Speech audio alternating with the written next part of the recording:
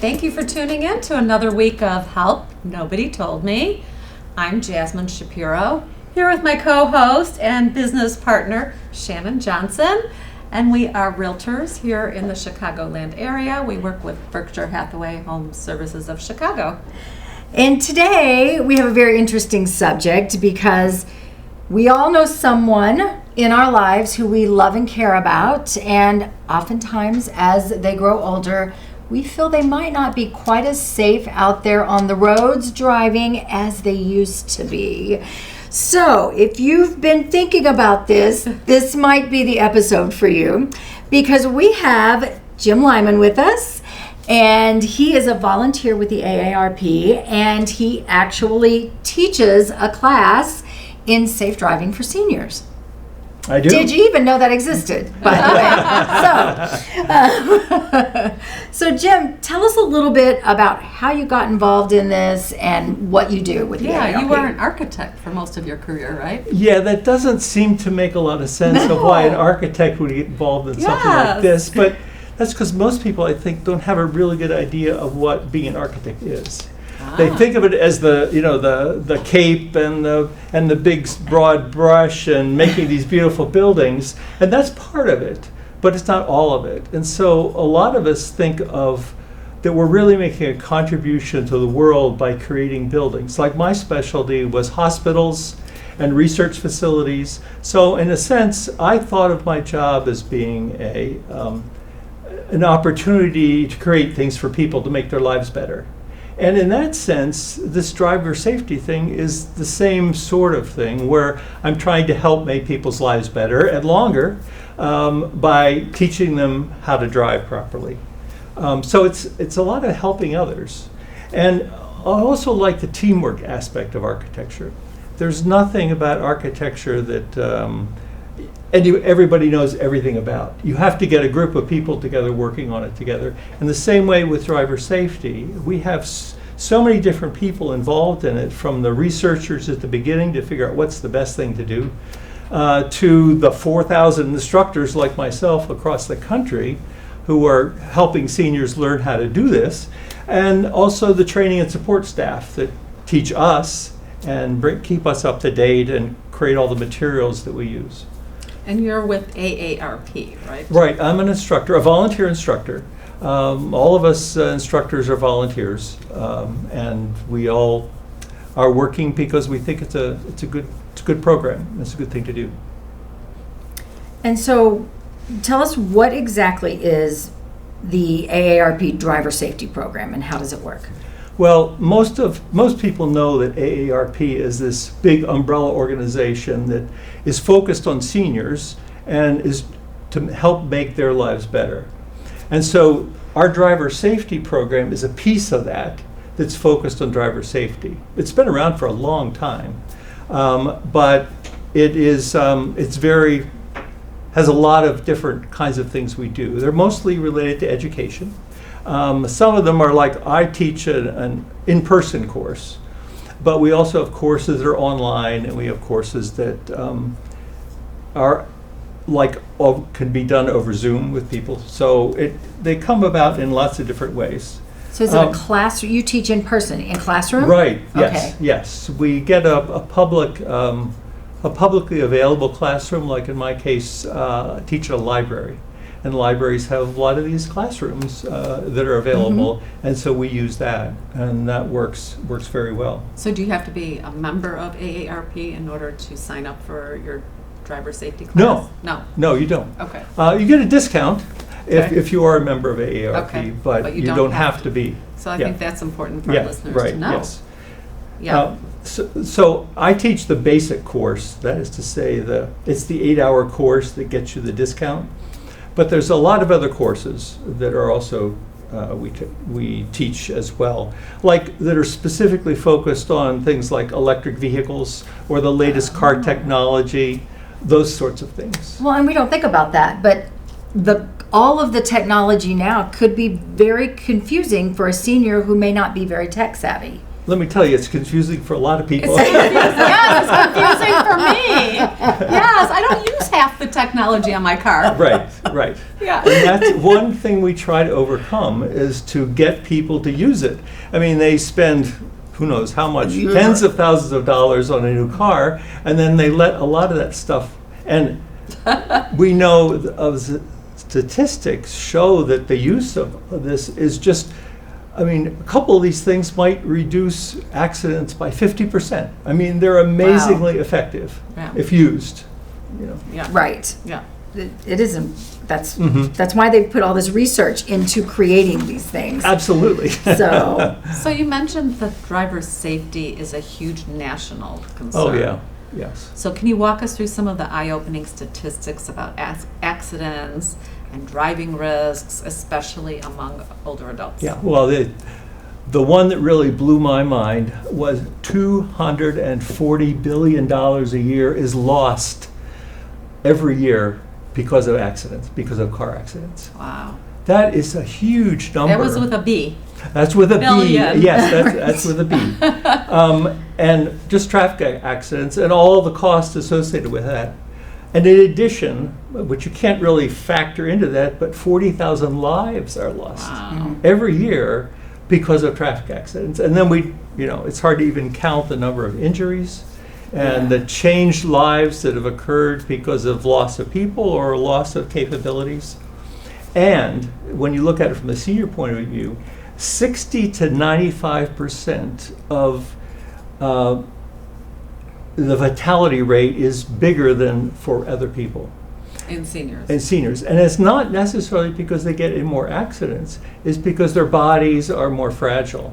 And so an accident for a younger person, they'd end up with bumps and bruises. For an older person, it may be the end of the line. And I would think it would be reaction time. That is an impact too. Piece, yeah. Right.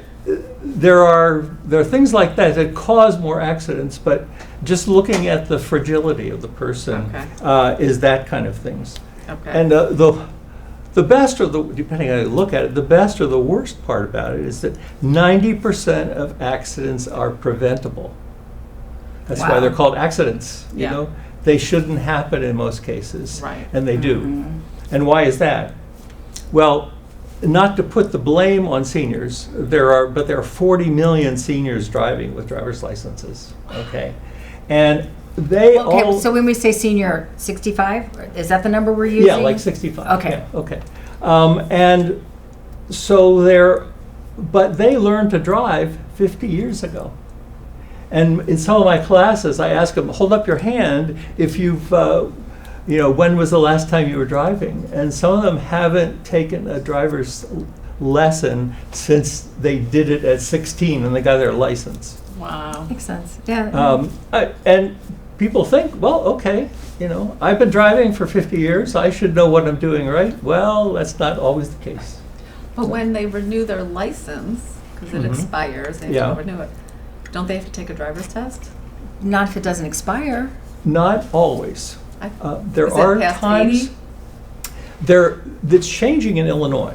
Okay. But across the country, in Wisconsin, I think it was, a woman was like in her early 90s and she got her driver's license renewed for 10 years. Wow. Okay, that's a little scary. That's a little scary. Illinois actually has one of the most stringent requirements for renewing your license in the country. And ours it's interesting.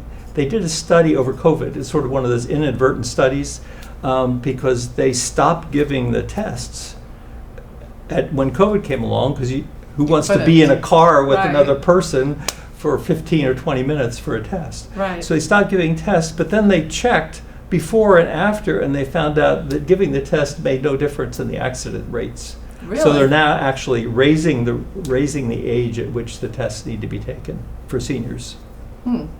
And seniors are not bad drivers. There are younger age cohorts that are actually more problematic. Sure. The course that we teach actually might be better taught to younger drivers who could use some help Well, too. we all know some of those people too. We'll use any names.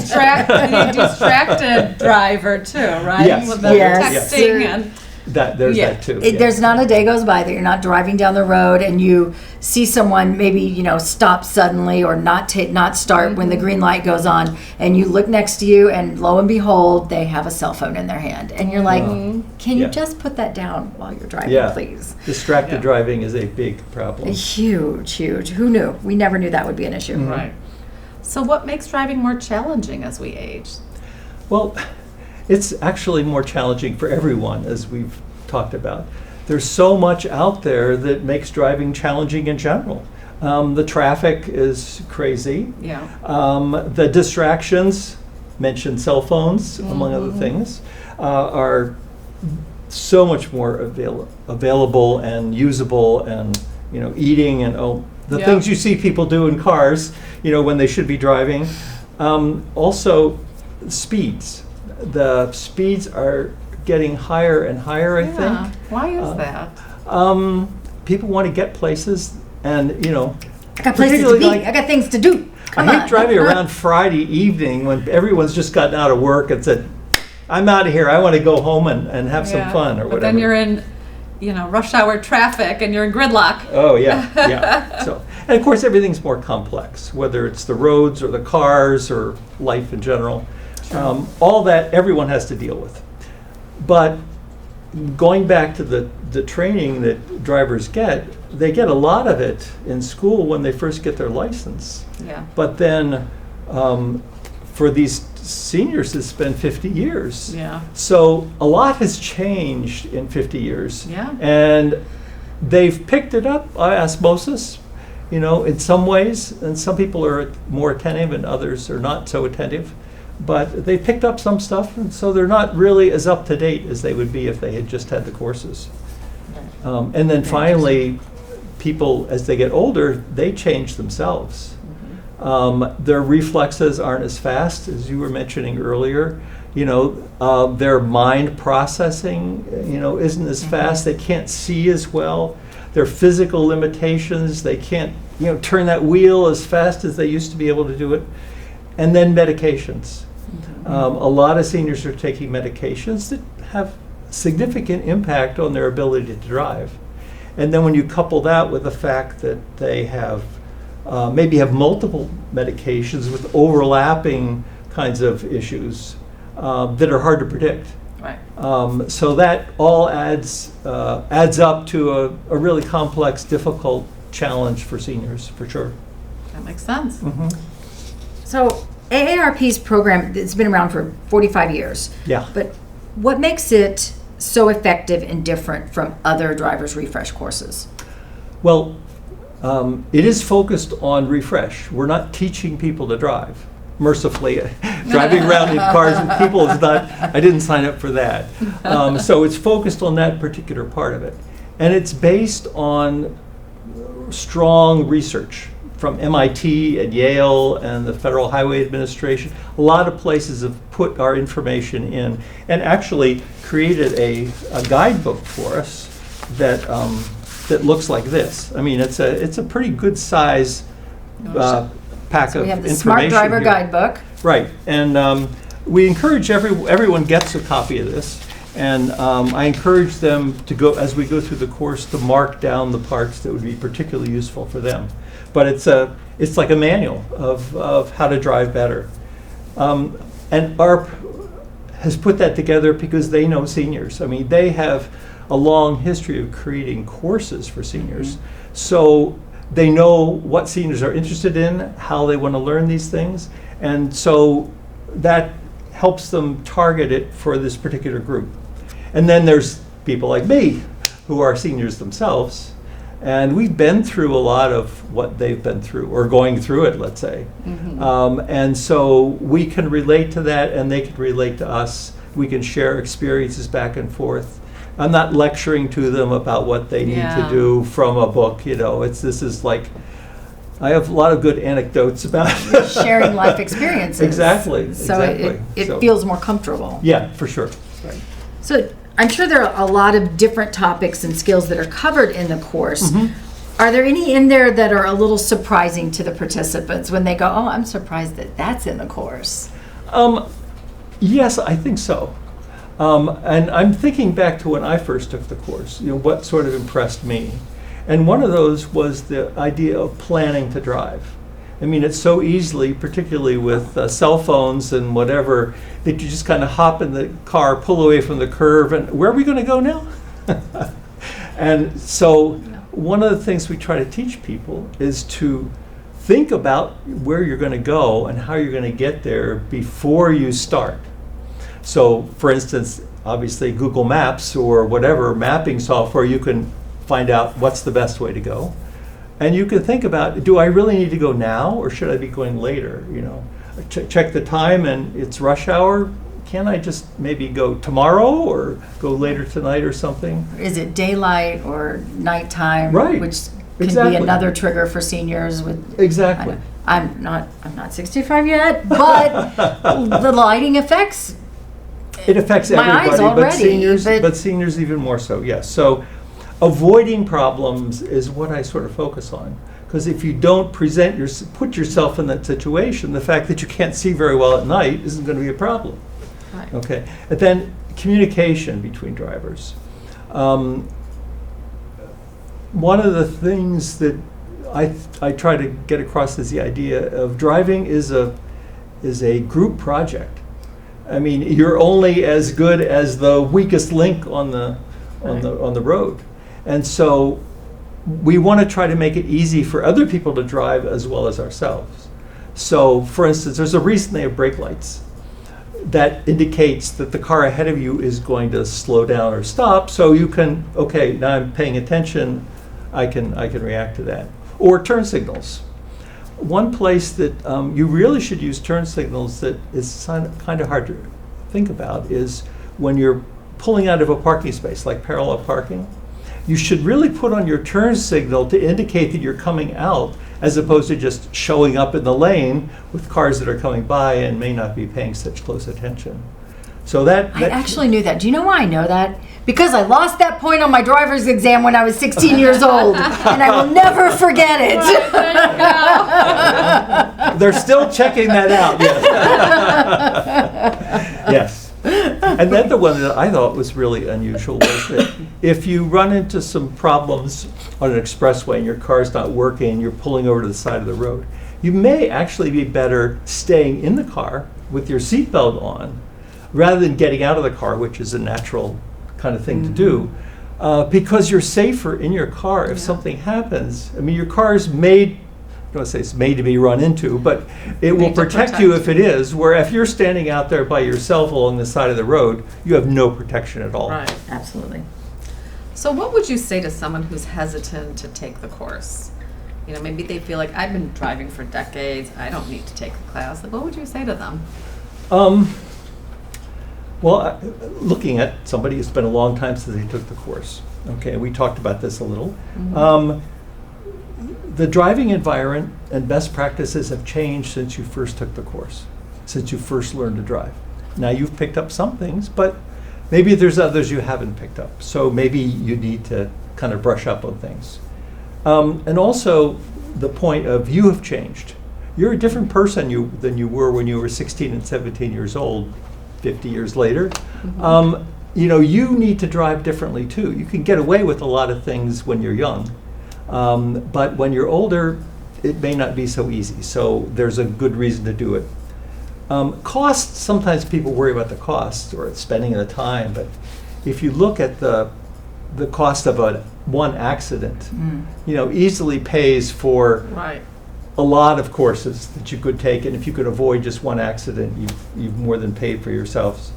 Well, and besides the actual monetary cost of an accident, it's the physical and the emotional drain and all of that on top of it that could incur from an accident. Yes, I would say probably does, for sure. The other thing is, if you look at the statistics of people who have taken the course, over 80% of the people say they would take this course again, and that they would tell their friends and family to take this course. That's great. So that kind of support. 80% That's is a high lot. number. Yeah, and almost all the people that leave the course say they learned something that they can apply, on the drive home. So it's it's very useful stuff. We're not engaged in trying to teach people all about driving. We're engaged in how they become a better driver. And so just learning it is not enough. They have to use it. So we really focus on that part of it.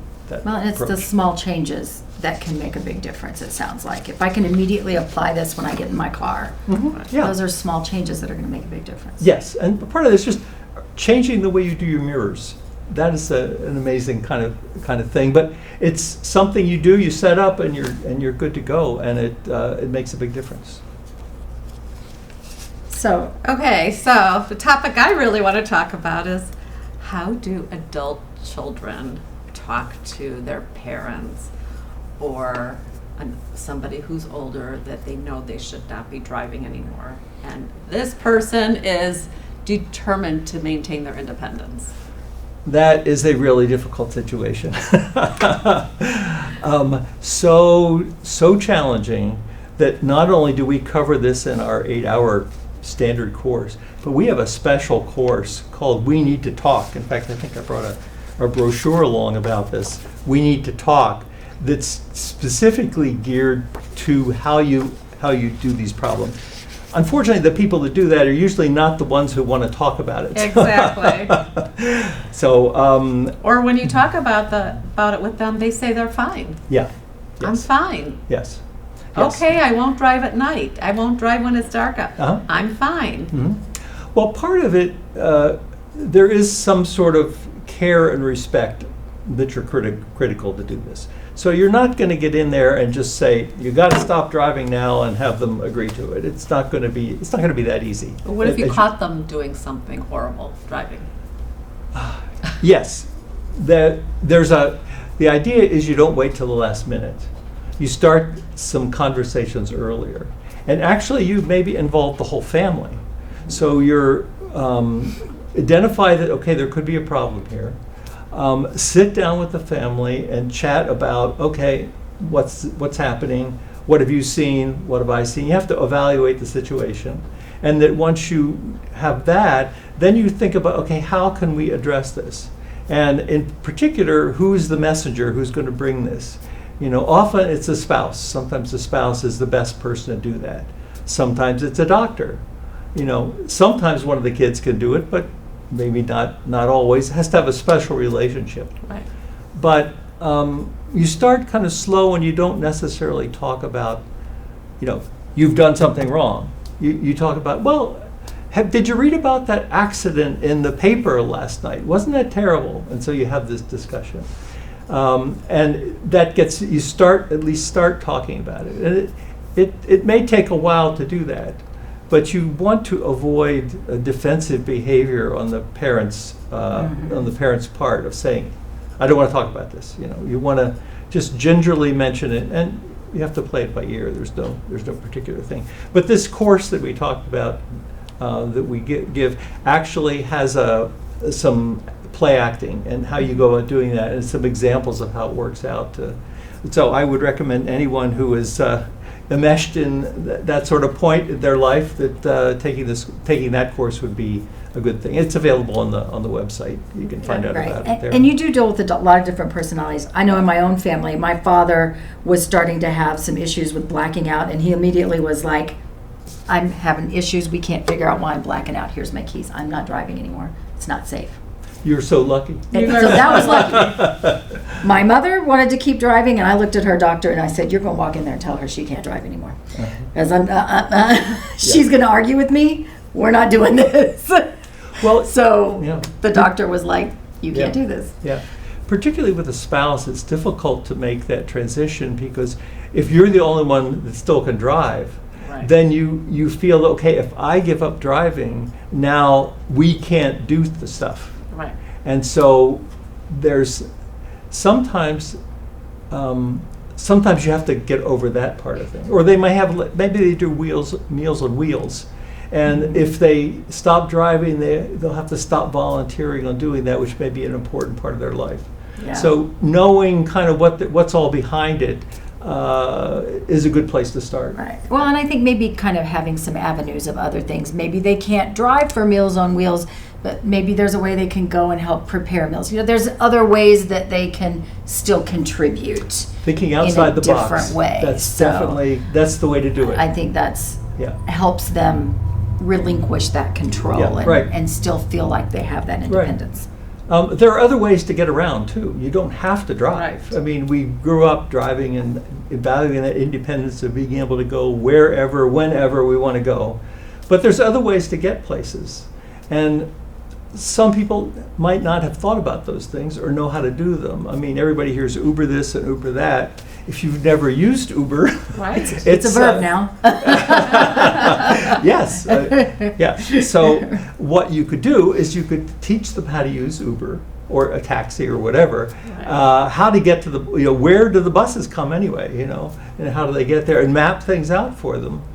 That helps get them, move them off dead center and talking about, okay, well maybe, it's at least if they're driving less or driving in less dangerous situations, you're moving toward taking away the danger. Right. Maybe they're just driving to church on Sunday morning or to temple on Friday. It's not such a busy time and that kind of a thing. Exactly. So are there any signs that families should look out for that might indicate it's time to have your parent not drive anymore? Yeah, well, I would imagine most people can kind of feel it in their gut, particularly if they're driving, but kind of delayed responses where you think somebody should be doing something and they're not doing it.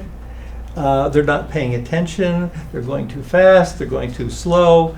In the book that I showed you, we have a full page of signs that you can look for. Wow. So there's a lot of indications. And there's also a self-test you can go through. And there's also online tests that are even more complete.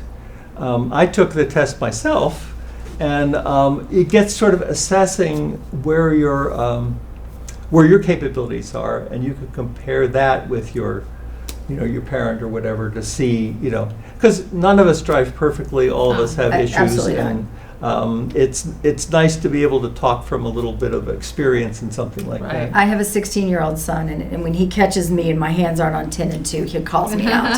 So, okay, I got a response for you. That is one of the things that we learned a long time ago, but in fact, it's not necessary. The research has shown that 10 and 2 or on the side or this, it doesn't really matter.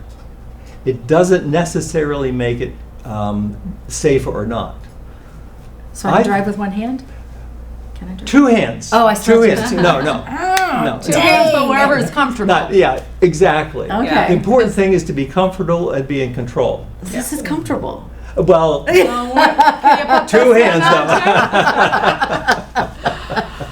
Yes. Dang, I'm not going to get by without you, am I?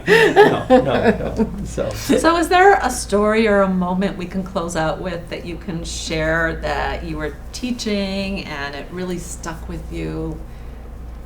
Well, actually, it happens fairly often. We do evaluations at the end of each course. And some people will share their evaluations during the course of the course. Good or bad? We do, the way I teach the course is in 2 4-hour segments. And after the first 4-hour segment, I try to give them some things that I want them to try in between.